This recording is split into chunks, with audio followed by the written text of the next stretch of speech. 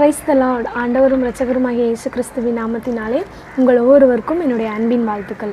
இந்த நாளிலும் இன்றைய தியானத்திற்கு 2 ராஜாக்கள் 20வது அதிகாரம் 5வது வசனம். நீ திரும்பி போய் என் ஜனத்தின் அதிபதியாகிய எசேக்கியாவை நோக்கி, உன் தகப்பனாகிய தாவீதின் தேவனாய் இருக்கிற கர்த்தர் சொல்லுகிறது என்னவென்றால், உன் விண்ணப்பத்தை கேட்டேன், உன் கண்ணீரை கண்டேன், இதோ நான் உன்னை குணமாக்குவேன், 3ஆம் நாளிலே நீ கர்த்தருடைய ஆலயத்துக்கு போவாய்.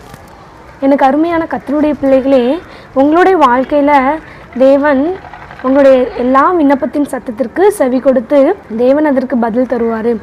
இந்த பகுதியில் வாசித்து பார்த்தீங்க அப்படின்னு சொன்னால், எசேக்கியா கிட்ட ஏசாயா இந்த காரியத்தை சொல்கிறத நம்ம பார்க்குறோம். ஏசாயா தீர்க்கதரிசி கிட்ட தேவன் பேசுகிறாரு, நீ எசேக்கியா கிட்ட போய் சொல்லு, நான் அவன் வீட்டு காரியத்தை ஒழுங்குபடுத்த சொல்லு, அவன் மரித்து போக போகிறான்னு சொல்லி ஏசாயா தீர்க்கதரிசி கிட்ட தேவன் பேசினதும் ஏசாயா தீர்க்கதரிசி எசேக்கியா கிட்ட போய் இதை சொல்கிறாரு, நீங்கள் உங்கள் வீட்டு காரியத்தை ஒழுங்குபடுத்துங்க, நீங்கள் மரித்து போக போகிறீங்க அப்படின்னு சொல்லிட்டு சொல்லும்போது எசேக்கியா சுவர்புறமாக திரும்பி தேவனை நோக்கி விண்ணப்பம் பண்ணுறாரு. 3வது வசனத்தில் சொல்லப்பட்டிருக்கிறது, நான் உமக்கு முன்பாக உண்மையும் மன உத்தமமாய் நடந்து உமது பார்வைக்கு நலமானதை செய்தேன் என்பதை நினைத்தருளும் என்று விண்ணப்பம் பண்ணினான்.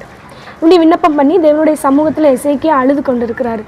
இப்போ இந்த சத்தம் தேவனுடைய சமூகத்தில் எட்டுனதுனால மறுபடியும் ஏசாயா தீர்க்கதரிசிக்கிட்ட தேவன் பேசி, நீ அவன்கிட்ட போய் சொல்லு, உன் விண்ணப்பத்தை நான் கேட்டேன், உன் கண்ணீரை கண்டேன், நான் உன்னை குணமாக்குவேன், உன்னோட ஆயுசு நாட்களில் 15 வருஷத்தை நான் கூட்டி கொடுப்பேன்னு சொல்லி ஏசாயா தீர்க்கதரிசிக்கிட்ட தேவன் சொல்கிறாரு. இப்போ அதே மாதிரி ஏசாயா தீர்க்கதரிசி எசேக்கியா கிட்ட போய் சொல்கிறார். அதுபோல் நம்மளுடைய வாழ்க்கையிலையும் நம்மளுடைய சத்தத்துக்கு தேவன் செவி கொடுக்கணும்னு சொன்னால், நம்ம தேவனுக்கு முன்பாக உண்மையாக நடந்து கொள்ளணும், மன உத்தமமாக நடந்து கொள்ளணும், தேவனுடைய பார்வைக்கு நலமான காரியத்தை நன்மையான காரியத்தை நம்ம செய்யும் பொழுது நம்மளுடைய விண்ணப்பத்தின் சத்தத்திற்கும் தேவன் செவி கொடுப்பார்.